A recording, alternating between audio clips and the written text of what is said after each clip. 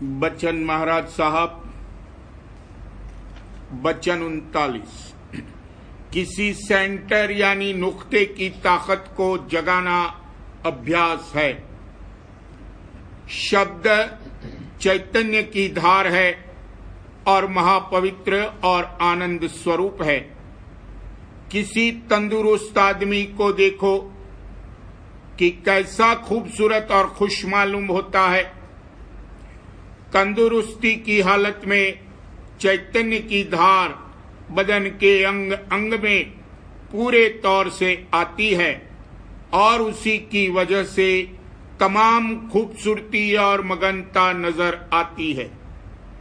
फिर शब्द की धार से मिलने में किस कदर आनंद और सफाई का होना मुमकिन है।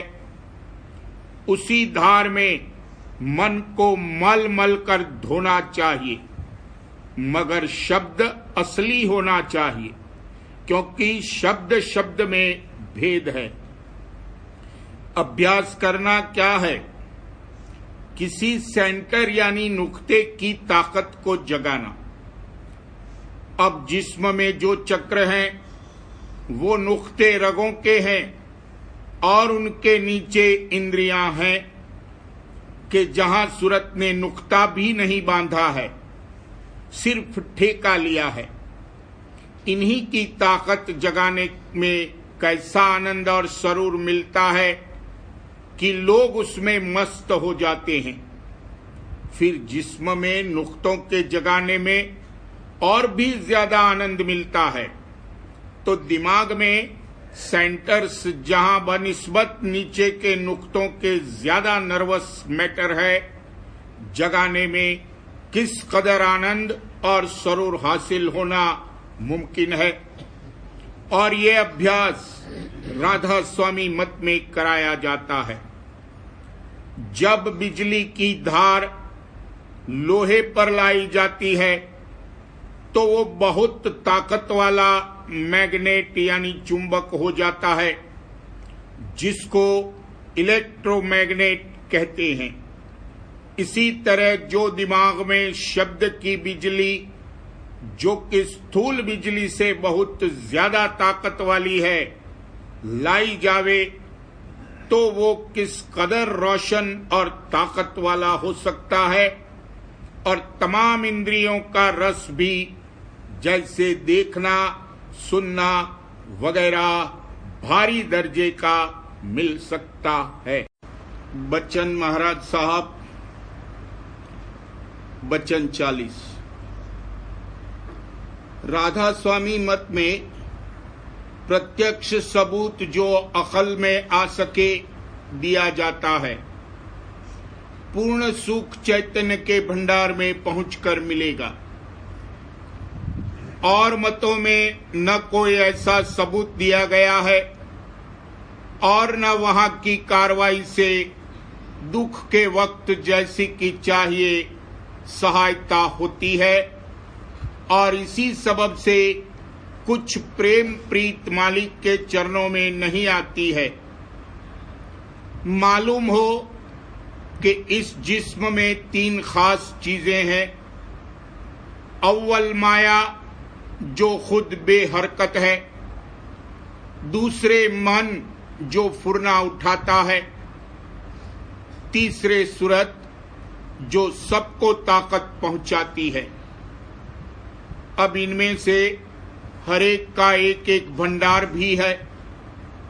जो सूरत का भंडार है वही चैतन्य का भंडार है और वही कुल मालिक का स्थान है, वही कुल मालिक का स्थान है।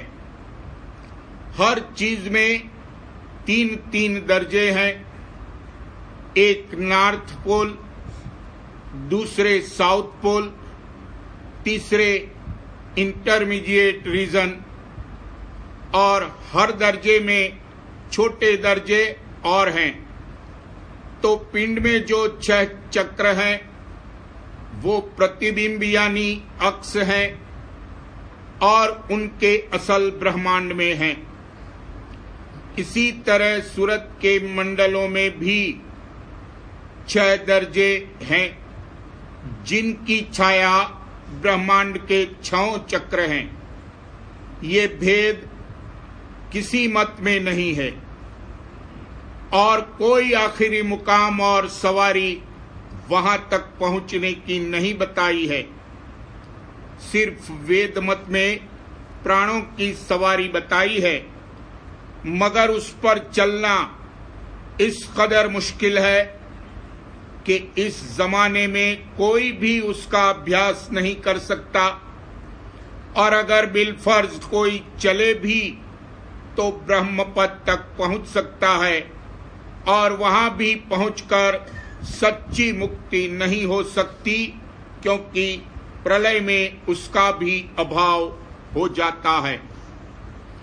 दूसरे मतों के आचार्य जैसे ईसा ने शिव नेत्र को, जो 3 धारों के मिलान की जगह है, पार किया। इसी को क्रॉस कहते हैं, और उनका रिसरेक्शन हुआ, यानी मरकर वो जिंदा हो गए। रीढ़ की जो हड्डी है वही सूली है, और इंगला पिंगला और सुखमना यही त्रिशूल है। इस वक्त में इस कदर अभ्यास भी कोई नहीं करता है। राधा स्वामी मत में निर्मल चैतन्य देश में पहुंचना ये ठेका है, और शब्द की सवारी पर चलना होता है। सो शब्द से बढ़कर कोई सवारी नहीं हो सकती। देखो, जहां अच्छा बाजा बजता हो, हर कोई ठहर कर सुनना चाहता है, और जानवर भी महव हो जाते हैं। तो फिर राधा स्वामी मत और सूरज शब्द योग से बढ़कर कोई मत नहीं है। बच्चन महाराज साहब, बच्चन 41, 84 के अर्थ।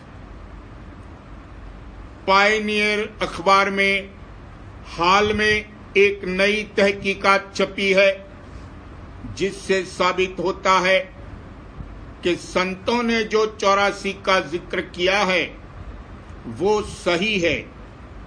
पेशतर लोगों का ख्याल था कि तत्व आपस में तब्दील हो सकते हैं, मगर बाद इसके ये ख्याल हुआ कि तब्दील नहीं हो सकते। अब हाल में एक शख्स ने एक नक्शा बनाया है कि उसमें 13 लकीरें सीधी हैं और 8 तिरछी हैं। 8 लकीरों के 7 और 13 के 12 खाने होते हैं। इस तरह 12 गुना 7 84 खाने पैदा हुए।